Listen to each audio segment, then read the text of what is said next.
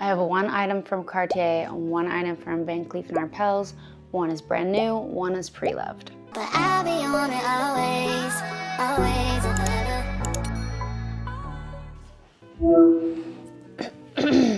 Testing.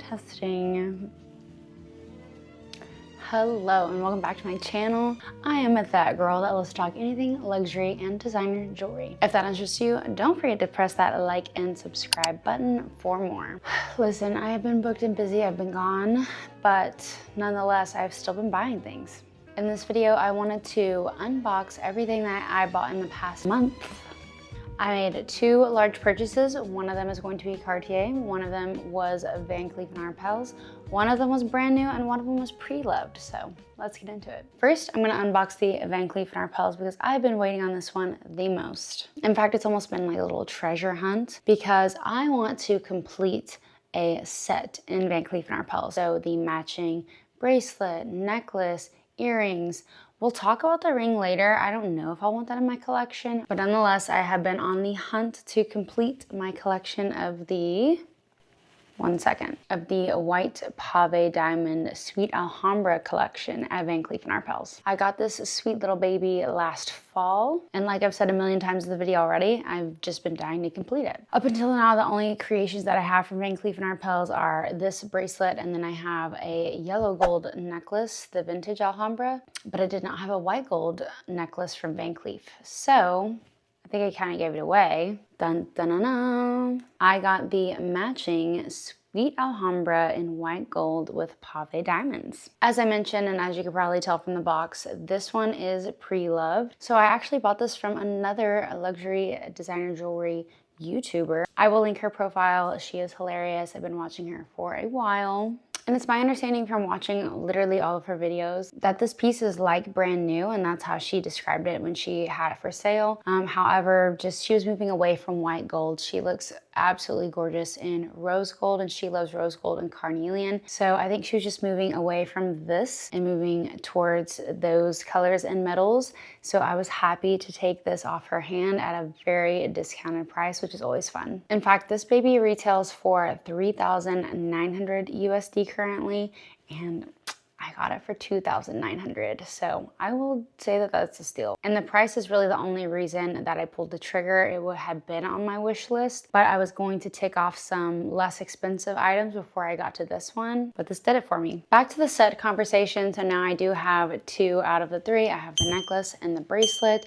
The earrings are totally on my wish list, like without a doubt. That is the white gold stud that I eventually want to have, and I think it would also look very pretty as the second lobe piercing as well. They do also have a sweet Alhambra white gold pave ring. It's not one of my biggest priorities. Like, as far as I'm concerned, I would feel pretty complete with this set with just having earrings, necklace, and bracelet. But the earrings are over $6,000, so we'll get there one day. So I want to give you my thoughts because, again, I love my channel to be a resource for if you are shopping, because that's what I love to do. Is I like to over research, watch videos of what it looks like on people, what it looks like with other jewelry, the sizing, everything. So if you are thinking about getting this piece, what I would say is, and I know this is gonna sound so silly because it's literally sweet Alhambra, it was a lot smaller than I was thinking it would be, which again, sounds so silly because I have the bracelet.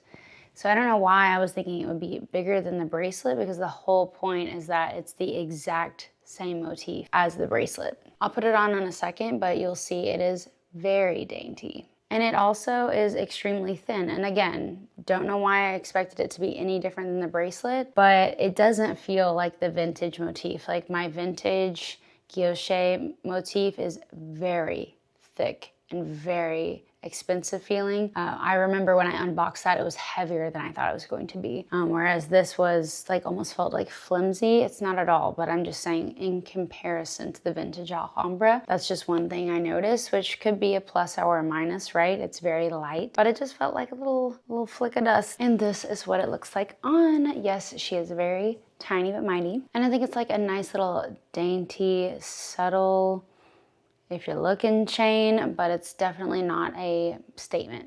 Which, if you're looking to spend the money on the diamonds in the pave, then this may not be the piece that you want to do that on. And I am going to be doing a separate video coming soon with the Sweet Alhambra size necklace versus a vintage Alhambra size necklace, so you can make that decision. Because I know that Van Cleef Arpels has several Sweet Alhambra renditions in all metals, both white gold, yellow gold, and rose gold. Some of you may be deciding between a Sweet Alhambra versus a vintage. Soon to come, but we still have another unboxing. So I just got back from my annual business trip to Singapore, and last year I started off this tradition of going to the Cartier in Maria Bay Sands and buying me a little something as a little work anniversary, because that was my first work trip at this new company. Last year I got my Justin Clew small model in yellow gold with pave diamonds, and this year I got the small model of love ring in yellow gold. So if you didn't already know, the love rings, especially the small models, can be on the more affordable side of designer jewelry. So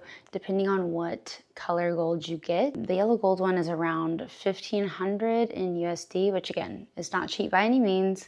But if we're talking designer jewelry, it is sadly at the bottom of the floor. I did get this tax-free in Singapore, so it was a little bit off, not much. About 150, 160 USD, I think, in the end. I know it's not the most exciting unboxing and it's a little basic. However, I got this as more of a stacking piece. And when I was there in person, I was kind of going back and forth on, did I want this small so that I could stack it? But also, I think that the classic size is still a good size to be able to stack. So hopefully I didn't go too small, but I'll tell you my vision. The one major downside of love rings, I will say, is that they are prone to scratching. So I bought this at the beginning of April, and you can already start to see the scratches, but you know, we buy it to wear, right? We don't buy it to look at on a shelf.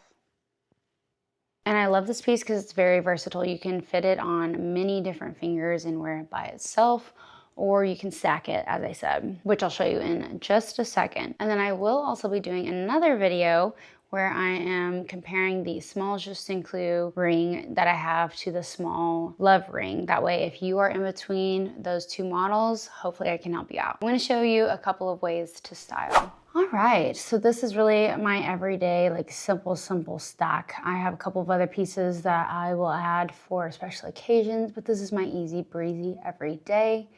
My Justin Clew usually stays on this index finger. And then I bought this love ring to be on my index finger. I am actually hoping that the dream, and the reason why I got the small size is because I would love to stack the extra small size of pave diamond, and I think that it could look really cool in any of the metals on top of the yellow gold. Like, I think the white gold could add a statement. Of course, the yellow gold could add an extension, and even the rose gold could add a nice little touch.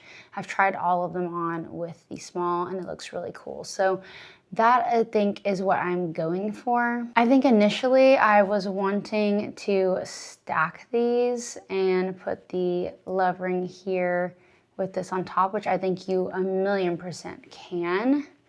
But I just don't think it looked exactly like how I wanted to. So that's why I changed my vision to just being one on each side and completing this extra stack with the small.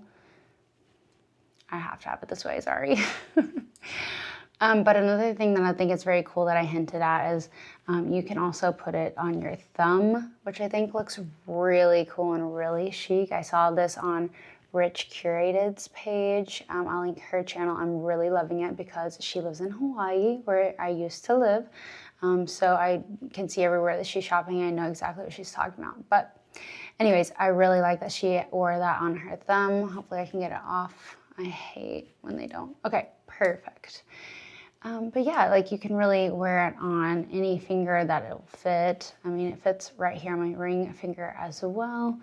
But I think that you could get the sizing for any finger. I think it would be a lovely pinky ring. I've seen that as well. But yes, this is my current stack and how I want to wear it. And then you know my next move. Thank you so much for watching and letting me share everything that I have purchased recently. I know all of us that watch these videos either love to see what other people got or we're also shopping ourselves. YouTube channels can be a place to aspire and dream, so I'm glad that you're all here sharing this one little joy that we have, is just like looking at jewelry, right? Again, if you want more videos like these, don't forget to like, share, and subscribe so that I can keep making these videos for you guys. Ta-ta for now.